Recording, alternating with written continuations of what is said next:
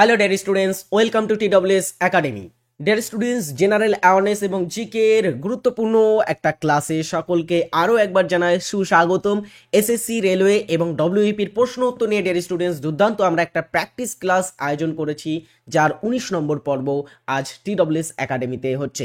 আমি তোমাদের GK teacher Arabul Rahman প্রতিদিন তোমাদের এই ক্লাসটা সকালে করাচ্ছি, তো প্রতিদিনের ক্লাসটা সকলেই দেখবে সময় করে, এবং চাকরির সমস্ত পরীক্ষার প্রিপারেশন নিতে, সমস্ত প্রশ্ন উত্তর আমাদের দেখতে, TWS একাডেমিতে প্র্যাকটিস ক্লাস এবং অন্যান্য ক্লাস দেখতে অবশ্যই চ্যানেলটিকে সাবস্ক্রাইব করবে।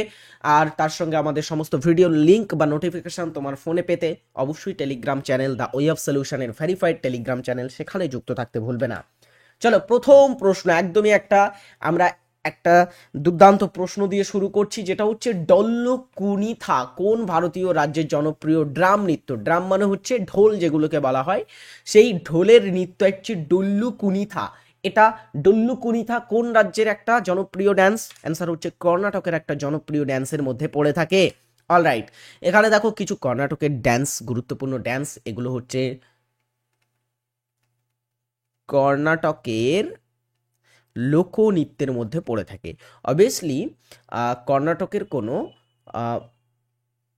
ক্লাসিক্যাল ড্যান্স নেই, কর্ণাটকে সাধারণত কোনো ক্লাসিক্যাল ড্যান্স নেই, কিন্তু তার প্রতিবেশী রাজ্য যেমন কেরালাতে মোহিনীআট্টম এবং কথাকলির মতো ক্লাসিক্যাল ড্যান্স আছে।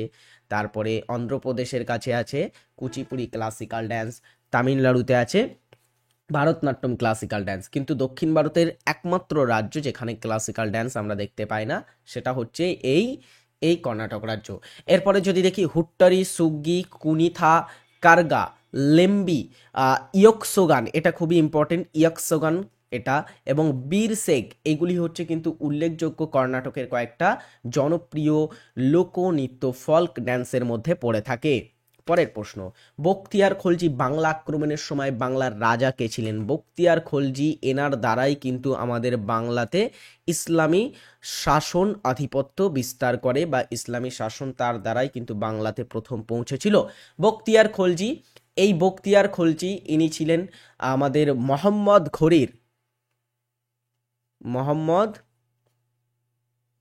ঘড়ির সেনাপতি, তাই না?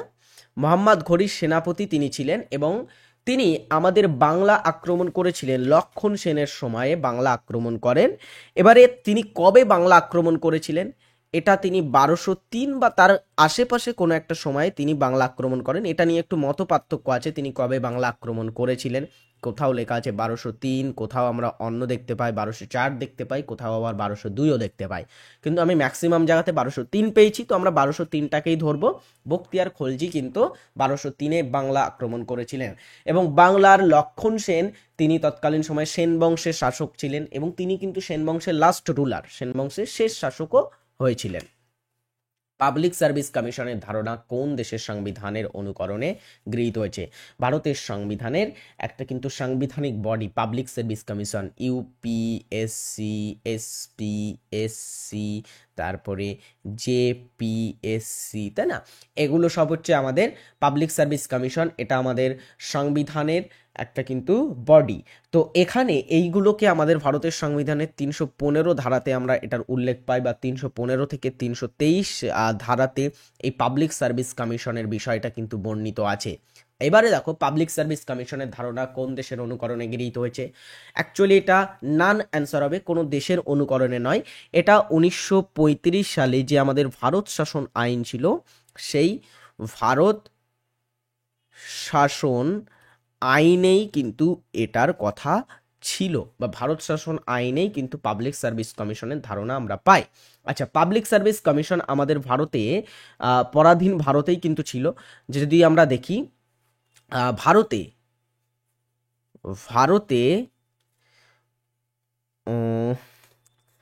আই থিঙ্ক 1926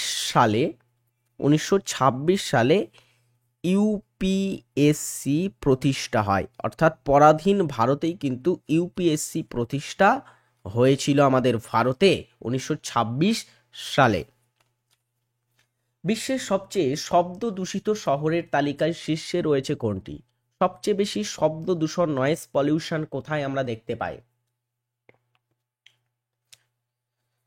শব্দ দূষিত শহরের তালিকায় শীর্ষে রয়েছে ঢাকা, বাংলাদেশের রাজধানী। বাংলাদেশের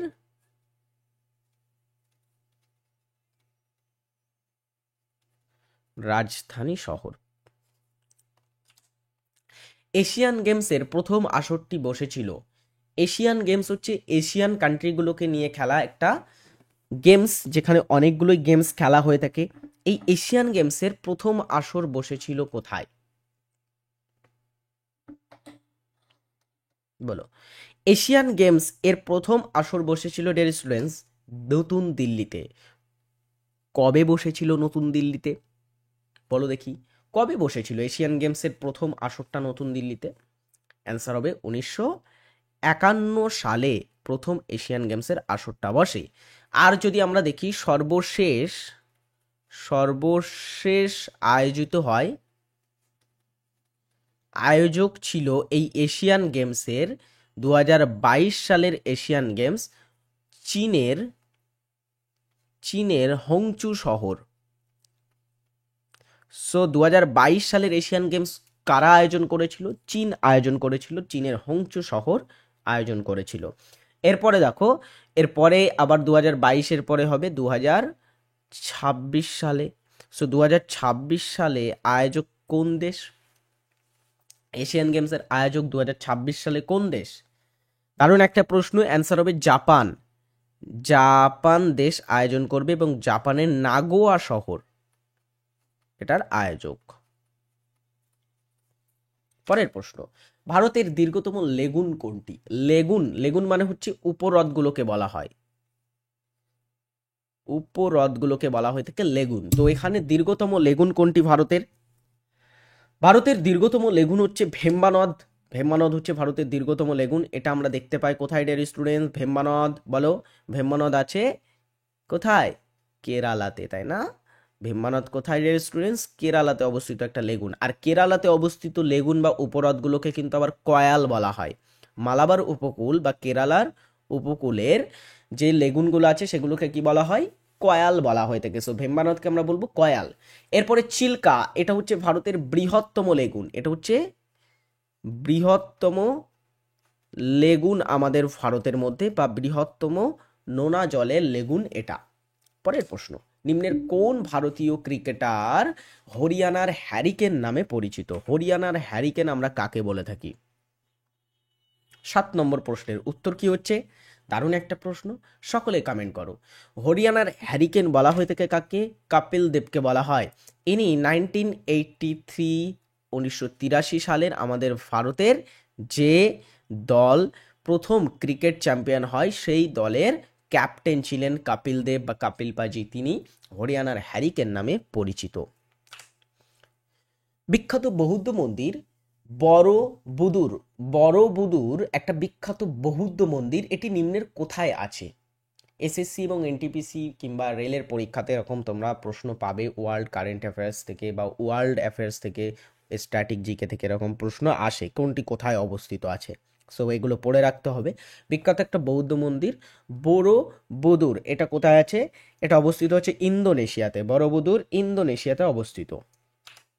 সৈয়দ বংশের পরে নিচের কোন রাজবংশ দিল্লির উপর রাজত্ব করেছিল? দিল্লির উপর রাজত্বকারী বংশ যদি দেখি, প্রথমে আসে দাস, তারপরে আসে খলজি, খলজির পরে আসে তুগলক, তুগলকের পরে সৈয়দ, সৈয়দের পরে লোদি।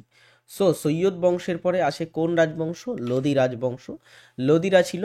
লোদিরা ছিল প্রথম আফগান রাজবংশ। আফগান বংশ যারা ভারতে শাসন করে।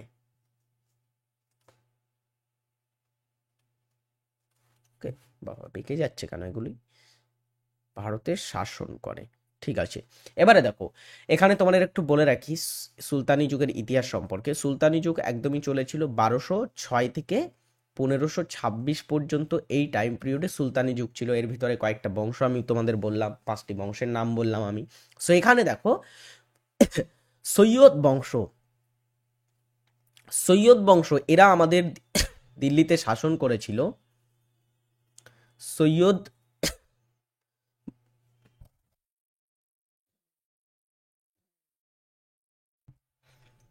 সৈয়দ বংশ দিল্লিতে শাসন করেছিল কোন কোন সময়ের মধ্যে, ডিয়ার স্টুডেন্টস? কেউ একটু কমেন্ট করে জানাও দেখি, কবে কবে শাসন করেছিল সৈয়দ বংশ আমাদের দিল্লিতে? খুবই ইম্পর্টেন্ট এটা।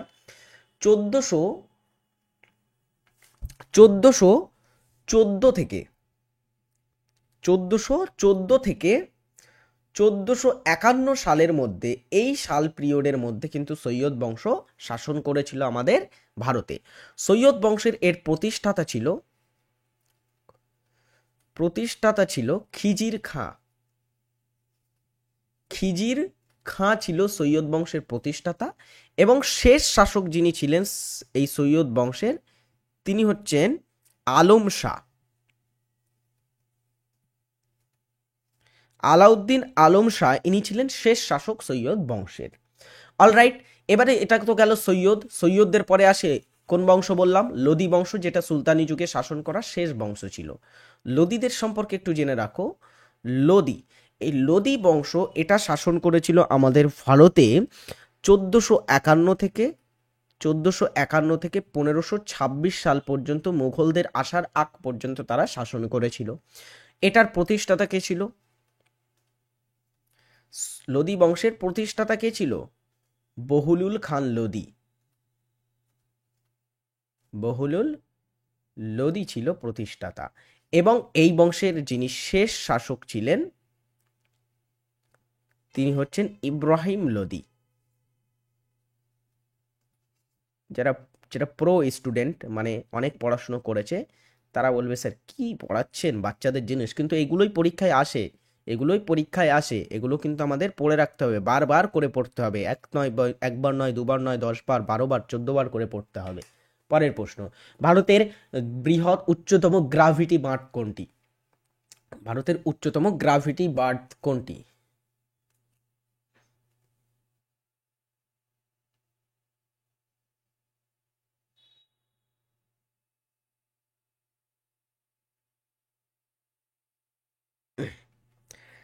ভারতের উচ্চতম গ্রাভিটি ড্যাম কোনটি, ডিয়ার স্টুডেন্টস? দারুণ একটা প্রশ্ন, উত্তর কি হবে? ভারতের উচ্চতম গ্রাভিটি ড্যাম হচ্ছে ভাকরা নাঙ্গাল ড্যাম। কোন dam, dear students? Bhakra Nangal dam হচ্ছে উচ্চতম গ্রাভিটি ড্যাম। কিন্তু সাধারণ উচ্চতম বললে তেহেরি বাঁধ হচ্ছে ভারতের সাধারণ উচ্চতম ড্যামের মধ্যে পড়বে, যেটা ভাগীরথী নদীর উপরে উত্তরাখণ্ডে অবস্থিত।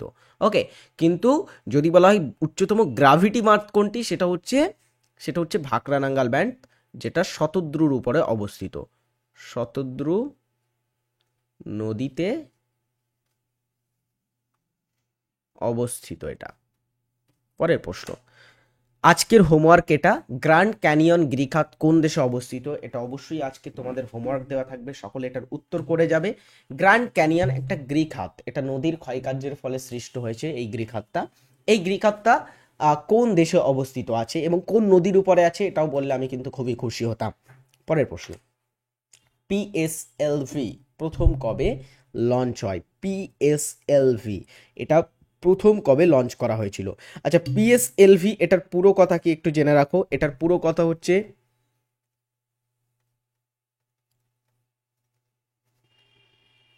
পোলার স্যাটেলাইট, স্যাটেলাইট বানান ঠিক আছে তো? SATE, হ্যাঁ, satellite launch, LAUNCH, launch vehicle.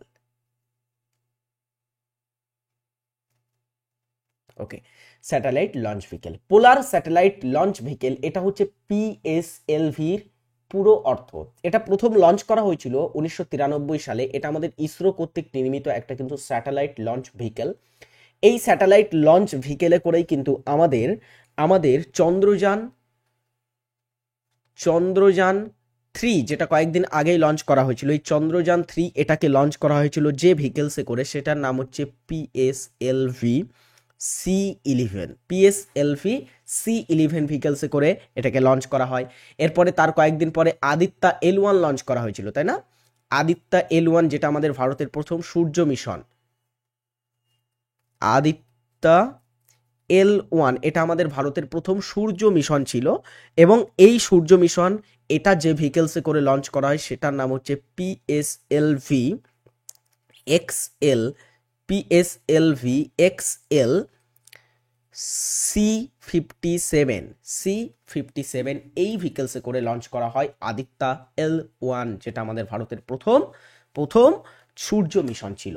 দ্বিকক্ষ বিশিষ্ট রাজ্য আইনসভার উচ্চ কক্ষটির নাম হলো, দ্বিকক্ষ বিশিষ্ট যে রাজ্য আইনসভা থাকে যে সমস্ত রাজ্যগুলোতে, সেই রাজ্যগুলোর উচ্চ কক্ষের নাম কি? অবভিয়াসলি এটা আমাদের পশ্চিমবঙ্গে নেই, একটা সময় পর্যন্ত ছিল। তো দ্বিকক্ষ বিশিষ্ট রাজ্য আইনসভার উচ্চ কক্ষের নাম এখানে নান হবে, কারণ এদের উচ্চ কক্ষের নাম হচ্ছে বিধান পরিষদ। এখানে অপশানে তো সেটা নেই। বিধান পরিষদ হচ্ছে রাজ্য আইনসভার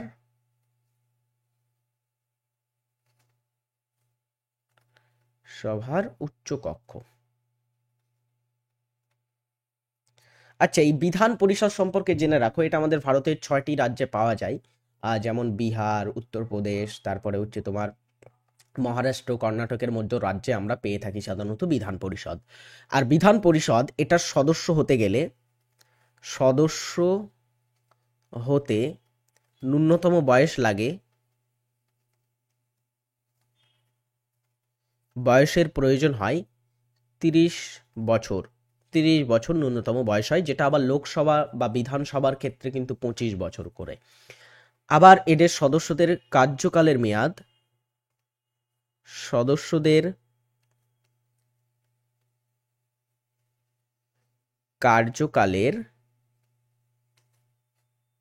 মেয়াদ, রাজ্যসভার ন্যায়, অর্থাৎ 6 বছর। রাজ্যসভার কার্যকালের মেয়াদ হচ্ছে 6 বছর সদস্যদের, তেমনি বিধান পরিষদের সদস্যদের কার্যকালের মেয়াদ 6 বছর। পরের প্রশ্ন, কোন দশার পরে G0 দশা শুরু হয়?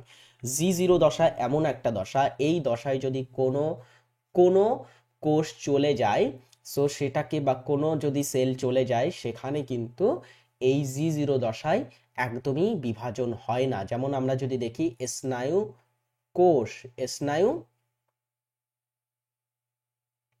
কোষ এমন একটা কোষ যেটা বিভাজিত হয় না কিন্তু। সো স্নায়ু কোষ সর্বদা থাকে কোথায়? G0 দশায় থাকে, এটা বিভাজিত হয় না। কোষ বিভাজনের দুটি ফেজ হয়, একটা হচ্ছে মাইটোটিক ফেজ আর একটা হচ্ছে ইন্টারফেজ। কোষ বিভাজনের মাইটোসিস বা মাইটোটিক কোষ বিভাজনের আমরা ফেজে যদি দেখি, সেখানে প্রোফেজ, মেটাফেজ, অ্যানাফেজ এবং টেলোফেজের মতো 4টে দশা থাকে, যার মধ্যে টেলোফেজ হচ্ছে শেষ দশা। টেলোফেজ দশার পরে শুরু হয়ে যায় ইন্টারফেজ দশা, এবং প্রোফেজের আগে পর্যন্ত, টেলোফেজের শেষ এবং প্রোফেজের আগে পর্যন্ত একটা দীর্ঘ সময় ধরে হয়ে থাকে কিন্তু আমাদের ইন্টারফেজ দশা। সো ইন্টারফেজ দশার মধ্যে G1 এস দশা, G2 G0 দশা আমরা দেখতে পাই। সো টেলোফেজ দশার পরে শুরু হয় ইন্টারফেজ দশা এবং G0 দশা শুরু হয়। পরেরটা, কোন ভারতীয় শহরে গোলকুন্ডা ফোর্ট অবস্থিত? গোলকুন্ডা ফোর্ট এটা অবস্থিত কোন ভারতীয় শহরে?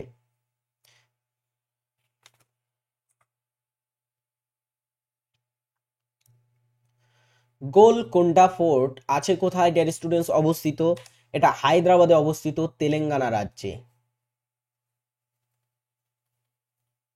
তেলেঙ্গানা রাজ্যের হায়দ্রাবাদে অবস্থিত।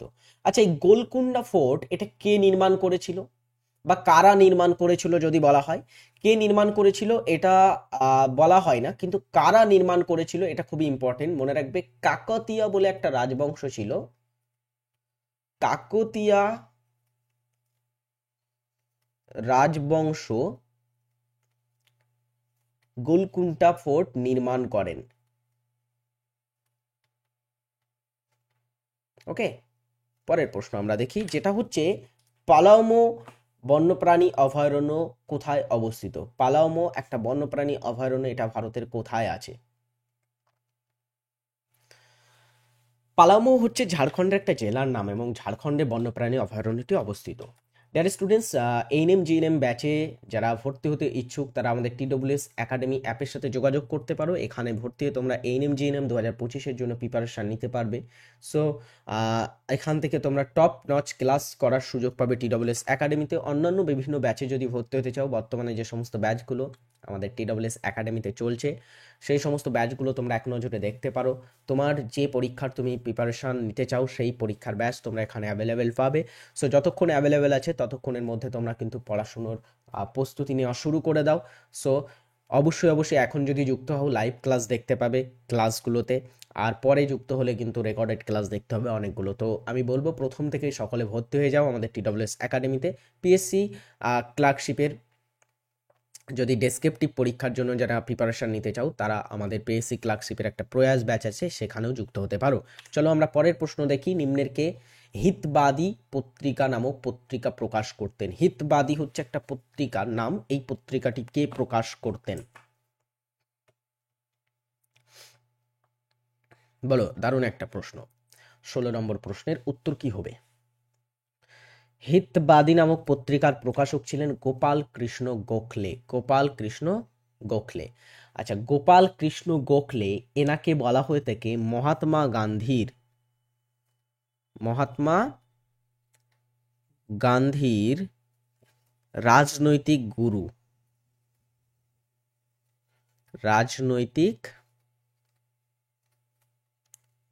হিসাবে তিনি পরিচিত।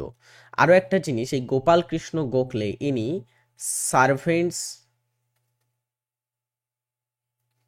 সার্ভেন্টস অফ ইন্ডিয়া সোসাইটি প্রতিষ্ঠা করেন।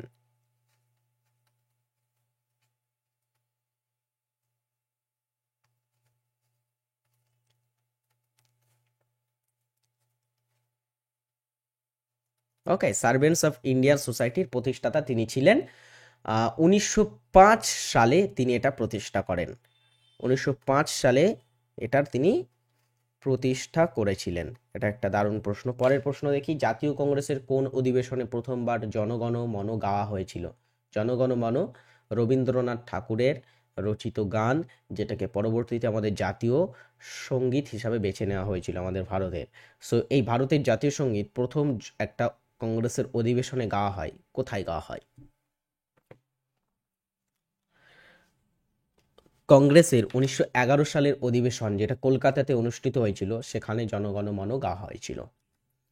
পুরুষদের টেস্ট ম্যাচের ক্ষেত্রে প্রথম মহিলা আম্পায়ার হলেন কে? পুরুষদের টেস্ট ম্যাচের ক্ষেত্রে প্রথম মহিলা আম্পায়ার কে? পুরুষদের টেস্ট ম্যাচে প্রথম মহিলা আম্পায়ার হলেন ডিয়ার স্টুডেন্টস ক্লেয়ার পোলোসাক। সংবিধানের 42তম সংশোধনীতে কয়টি নির্দেশমূলক নীতি সংযোজিত হয়েছে? আচ্ছা, নির্দেশমূলক নীতি এটা আমাদের ভারতের সংবিধানের আমরা পার্ট 4 এর মধ্যে 36 থেকে 51 ধারার মধ্যে পাবো। 36 থেকে 51 ধারাতে আমরা পাবো এই রাষ্ট্র পরিচালনার নির্দেশাত্মক নীতি সংক্রান্ত বা নির্দেশাত্মক নীতিসমূহ। আমাদের ভারতের সংবিধান অনুযায়ী যদি দেখি, এই নির্দেশমূলক নীতিগুলো আমাদের ভারতের প্রথম সংশোধন করা হয়েছিল 42তম সংশোধনীতে। সো নির্দেশমূলক নীতি কবে প্রথম সংশোধন করা হয়?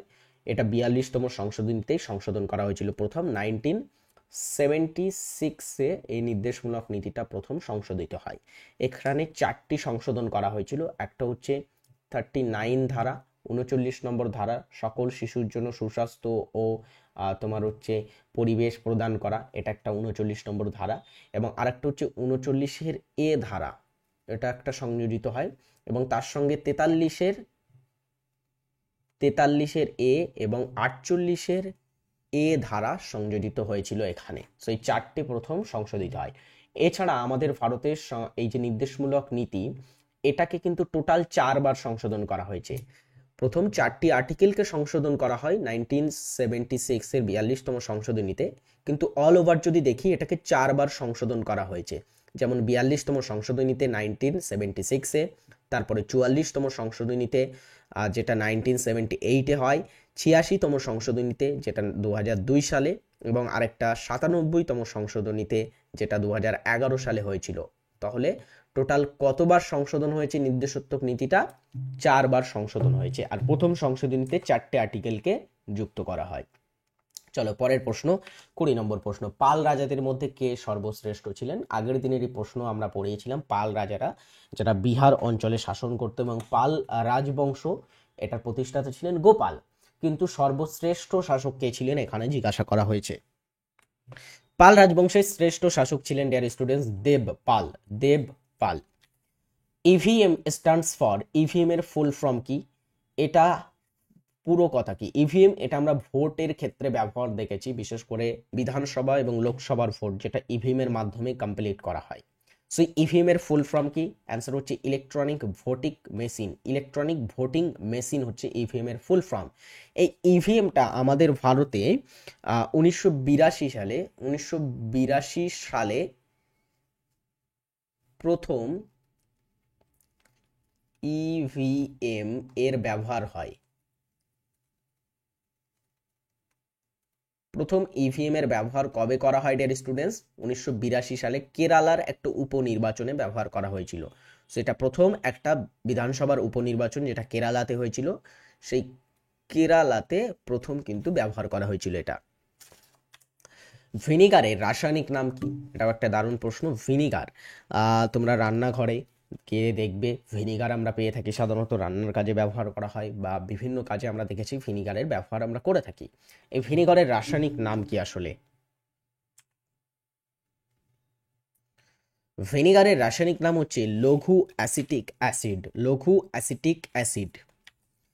তানরাশ খান নিচের কোন ঘরানার সাথে যুক্ত? তানরাশ খান আমাদের ভারতের হিন্দুস্তানি শাস্ত্রীয় সঙ্গীতের একজন ধ্রুপদ গায়ক।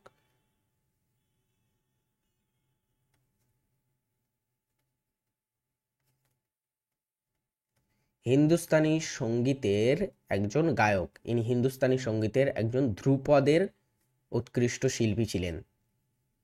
ওকে, সো তানরাশ খান তিনি ছিলেন দিল্লি, অ্যাকচুয়ালি ইনি হচ্ছেন দিল্লি ঘরানার গায়ক। Okay, option B right answer, Delhi ঘরানার গায়ক হচ্ছে তানরাশ খান। পরেরটা, গণপতি উৎসব ও শিবাজি উৎসবের কে প্রবর্তন করেছিলেন? গণপতি ও শিবাজি উৎসবের প্রবর্তক ছিলেন কে? কে ছিলেন? গণপতি ও শিবাজি উৎসব প্রবর্তন করেছিলেন বাল গঙ্গাধর তিলক। ডিআরডিও কবে প্রতিষ্ঠা দিবস উদযাপন করে? ডিআরডিও এটা আমাদের কবে প্রতিষ্ঠা দিবস পালন করে থাকে? ডিয়ার স্টুডেন্টস উত্তর সকলে জানাও। Defence research and development organisation, defence research and development organisation DRDO এর প্রতিষ্ঠা দিবস পালন করা হয় ফার্স্ট জানুয়ারি। ফার্স্ট জানুয়ারি এটার প্রতিষ্ঠা দিবস পালন করা হয়। আচ্ছা, ডিআরডিও মনে রাখবে 1958 সালে ডিআরডিও এটা প্রতিষ্ঠা হয়।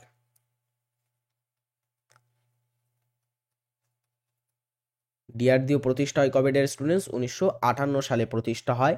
এর বর্তমান চেয়ারম্যান হচ্ছে, চেয়ারম্যানটা খুবই ইম্পর্টেন্ট, চেয়ারম্যান হচ্ছে সমীর